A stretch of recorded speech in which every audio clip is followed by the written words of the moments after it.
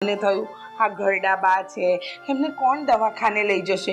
તો હું એમને દવાખાને લઈ ગઈ, દવા અપાવી, પછી થોડા ફ્રૂટ અપાવ્યા અને પછી અહીંયા આવી, એટલે મોડું થઈ ગયું.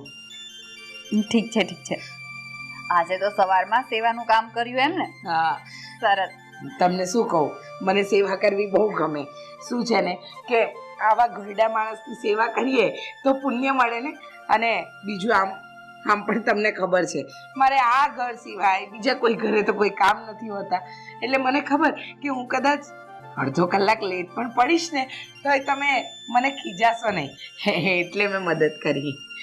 સારું સારું, હવે આ બધી વાત મૂકો અને આ બધું કામ પતાવો. હા હા, સરસ મજાના સેટ માટે બટાકા પૌવા બનાવ. હા, અને ચા પણ બાકી છે. હા હા.